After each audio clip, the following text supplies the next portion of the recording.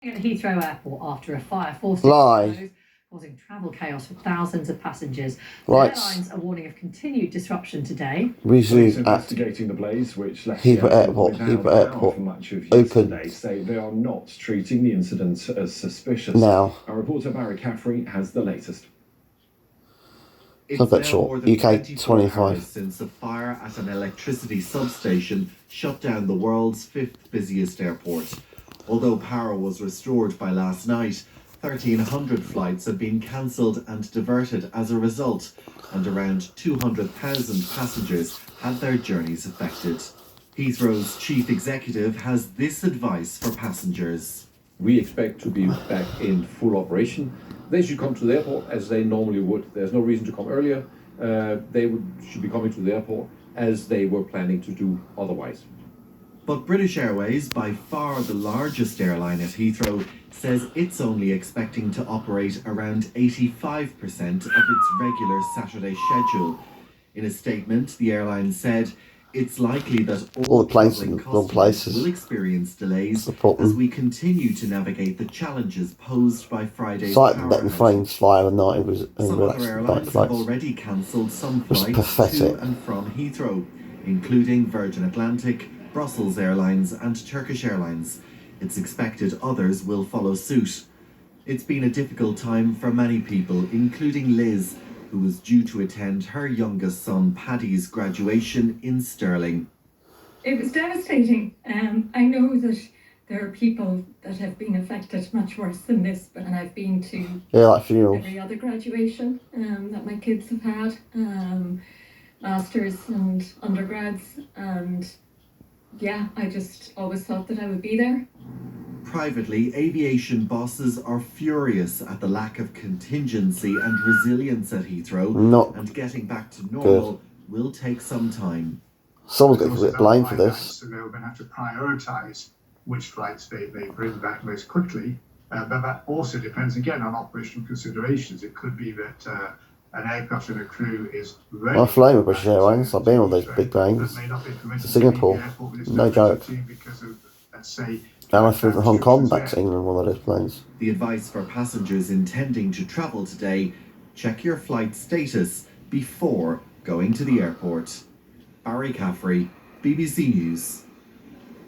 Well, we can actually show you a live shot there of Heathrow this morning, and as you can see, there is a British Airways plane moving, so that suggests they are up and running. Another one coming in just there now, so there's certainly some activity. That's on site, man. All the disruption yesterday. Pollution levels have dropped in London. Pollution levels in London dropped dramatically yesterday. As Rachel says, that the airport is the issue of the pollution in London, not the cars. Don't you think you should tax the airplanes landing and taking off at Heathrow Airport, Mr. Mayor of London? That made the pollution levels in London a lot worse. Pollution levels in London dropped yesterday dramatically. We know the cause of it. It's the aeroplanes from the airport. They certainly will. There's going to be delays and cancellations airport, especially. Today and right across the weekend, I think. Bosses here at Heathrow are very keen to point out that the airport is fully open and operational, but British Airways have told us that passengers are going to experience both delays and cancellations. British Airways are only able to operate around about 85% of their Saturday schedule. That means that... It's going to take a few days. Well, next Monday, she's back to normal. Like I said, don't go to the airport yesterday. As I said yesterday, don't go to the airport yesterday. Don't go to the airport. That's what I said. As well, I think it's going to be a difficult day ahead for passengers. The advice, as ever, for anyone planning to travel from Heathrow is to contact your airline before making the journey. We'll do that, maybe. To Heathrow Airport. Okay, Barry, for now, thanks very much for that update. Front up the right side screen. Well, our correspondent Anna Holligan is at front up the right side screen, please. Amsterdam, and Anna, there's been quite a knock-on effect globally. It's squashing on Saturday Jones. Time's down at the bottom.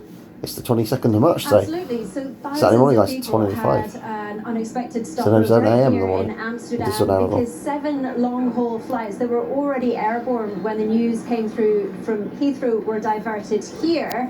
But it's not just at Schiphol. Flights were also diverted to Frankfurt, to Paris, and all of those passengers are now hoping to make the journey home to their final destination Heathrow today.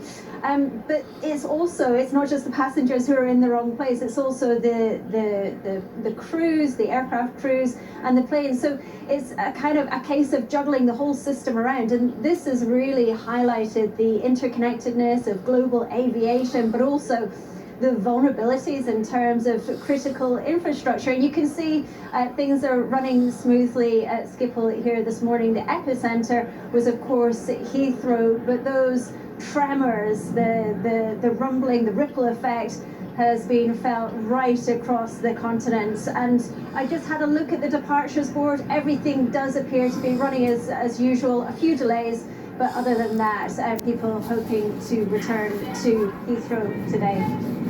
Anna, thank you very much.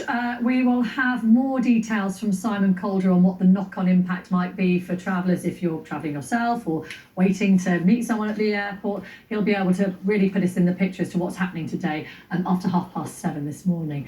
So plenty more to come on that. But also on this breaking news story overnight, the sad death of one of America's great sporting legends. Sky Channel Sanjay.